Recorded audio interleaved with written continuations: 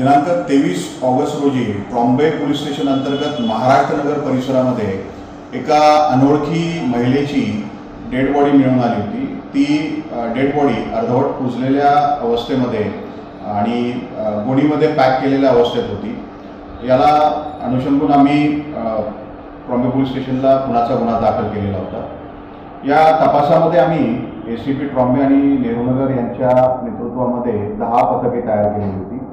सर्वप्रथम या पथकांनी अथक परिश्रम घेऊन त्या महिलेची ओळख पटवली आणि या महिलेची हत्या करणारे 5 लोकांना आम्ही ताब्यात घेतले।